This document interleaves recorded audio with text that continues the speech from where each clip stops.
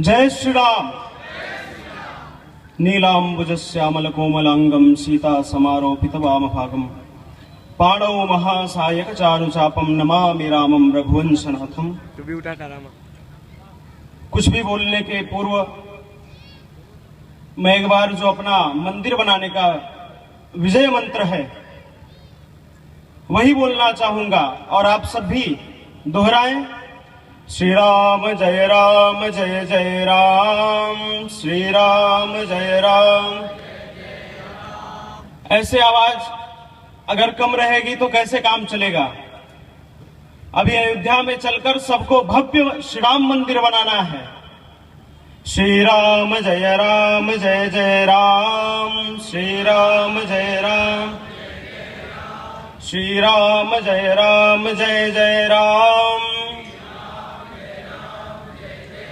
धर्म की अधर्म का, प्राणियों में विश्व का, गौ माता गंगा माता भारत माता की, सत्य सनातन धर्म की जय जय श्री सीताराम।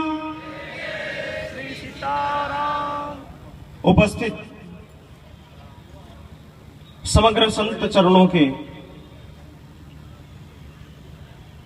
पावन चरणार विंदों में दासानुदास यशोदानंदन प्रणाम करता है एवं यहां उपस्थित सभी मेरे आदरणीय अनुज एवं अग्रजों को मेरा जय श्री सीताराम। जैसा कि मैं मेरे पूज्यपाद श्री चित्रकूट तुलसी पीठाधीश्वर जगत गुरु रामानंदाचार्य पूज्यपाद गुरुदेव भगवान की यहां कथा चल रही है, उसी कथा के बीच में मुझे आने का सौभाग्य मिला और आज जन सेवा युवा संगठन के कुछ कार्यकर्ताओं ने मुझसे कहा कि यहां अखिल भारतीय हिंदू क्रांति दल की हिंदू महासभा आयोजित है और मैंने जैसे ही सुना मैंने स्वयं अपनी तरफ से फोन करवाया कि वहां कहो कि मैं आना चाहता हूं।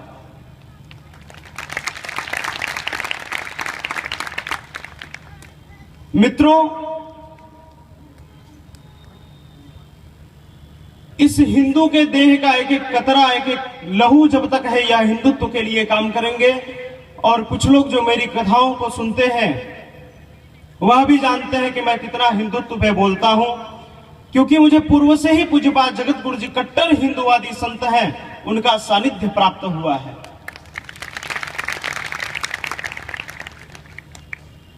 हम तो सर्वधर्म का सम्मान करते हैं। हिंदुओं के लिए एक श्लोक कहा करते थे पंडित महामना जी, मदन मोहन मालवीय जी, कि हिंदव सोदरा सर्वेन हिंदु पतितो भवेत, मम दीक्षा हिंदू रक्षा वै मम मंत्र समानता। हिंदुओं, मेरे भाइयों बहनों, हिंदू हमेशा उदार ही होता है और जो वास्तविक हिंदू है, शुद्ध हिंदू की संतान है, वह कभी पतित नहीं हो सकता। यह मैं इस मंच से दावा करता हूं। अगर गलत हो तो आप मुझसे आके मिल लीजिएगा या आप जो करें सो कर सकते हैं, क्योंकि आप सबसे मैं छोटा हूं। और अपना दीक्षा क्या है, जीवन में आवश्यक होता है दीक्षा लेना। हमारी दीक्षा एक ही है कि हम प्रत्येक हिंदू की घर घर जाकर रक्षा करेंगे, प्रत्येक हिंदुओं की सुरक्षा में अपना तन मन धन लगाएंगे।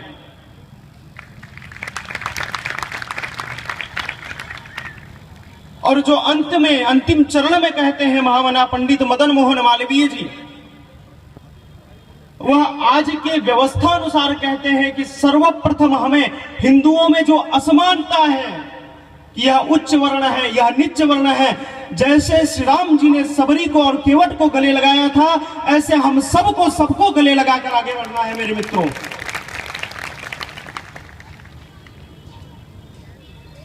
क्योंकि कितने सौ वर्षों बाद इस बार हिंदुओं की सरकार आई है। एक बार इसके लिए भी जोरदार तालियां हो जाएं।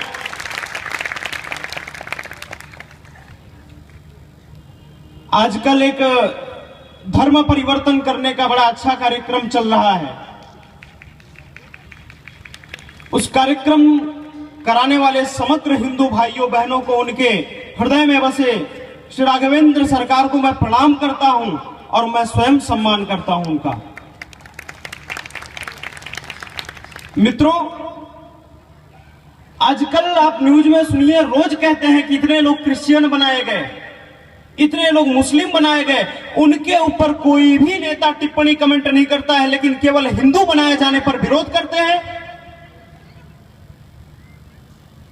अब तो एक ही करना है कि प्रार्थना नहीं, अब रण होगा, संघर्ष बड़ा भीषण होगा।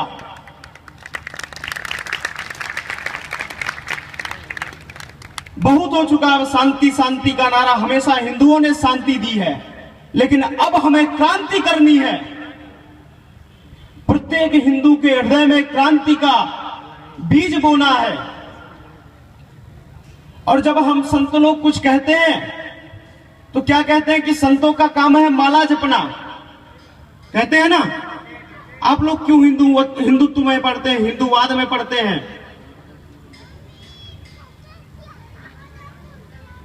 लेकिन इतना याद कर रखे या कहने वाले कि संतों का काम है जब तक शांति हो तब तक माला जपना, लेकिन जब क्रांति हो तब भाला उठाकर इस धर्म की रक्षा करना है।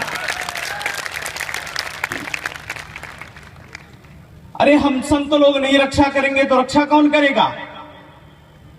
धर्म निरपेक्षता की बात करने वाले या एक धर्म एक तरफ के नेता लोग करेंगे जो केवल एक पक्ष पर पक्षपात रखते हैं अपना।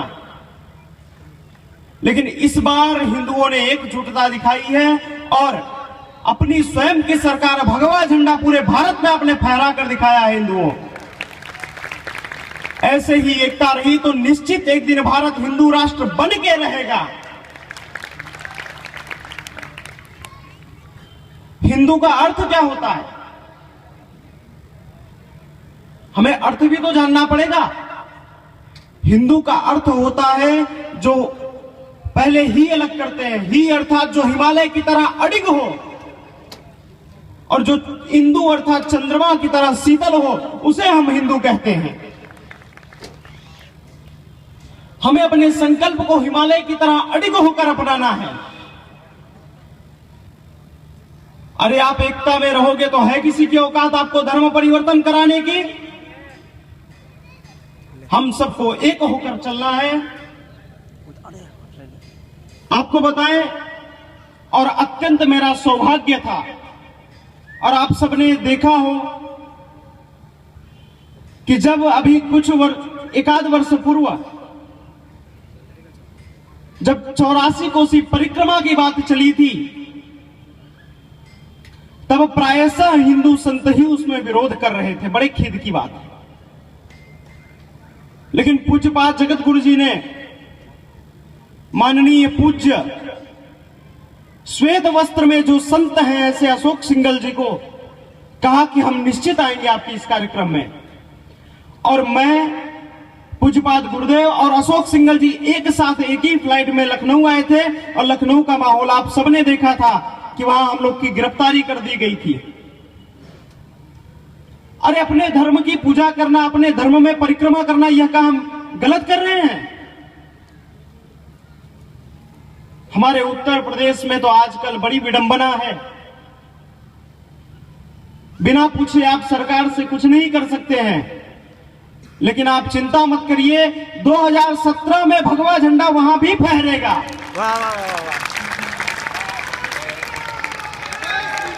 प्रत्येक हिंदू इसकी जवाबदारी लेंगे, प्रत्येक हिंदू इसके लिए कार्य करेंगे। भले गुजरात से जाना पड़ेगा तो जाएंगे।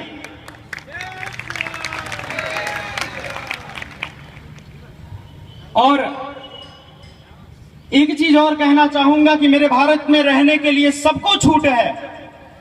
हम किसी को मना नहीं करेंगे, क्योंकि हमारी सर्वप्रथम की भावना है कि अतिथि देवो भव।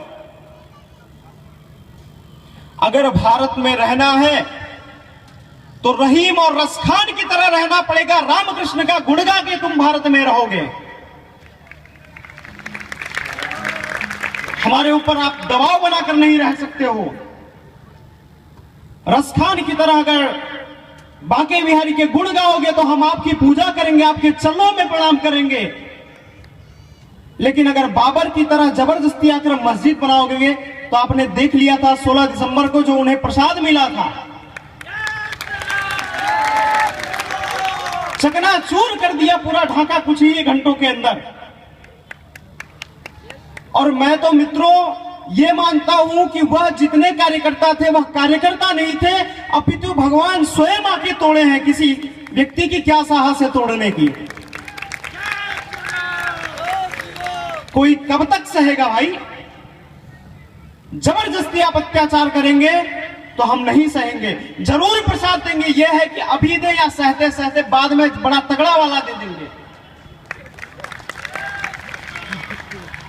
और आपको एक प्रसन्नता की बात बताता हूं कि विगत 28 अक्टूबर को मेरे पूज्यपाद जगत गुरु जी की मुलाकात और मेरी भारत के माननीय हिंदू लोकप्रिय प्रधानमंत्री भाई श्री नरेंद्र भाई मोदी से हुई थी, करीब 1 घंटे की वार्ता। और उसमें जब हम लोगों ने उन्हें बताया तो उन्होंने कहा कि महाराज जी मुझे सब याद है, केवल हिंदुओं के वोटों से मैं जीता हूं। कुछ वर्ष आप मुझे दीजिए कि थोड़ा हिंदुओं को सुरक्षित कर दूं और थोड़ा काम कर दूं, भारत माता का उपकार चुका दूं, फिर तो हिंदुत्व के लिए यह एक कतरा है मेरा भाइयों।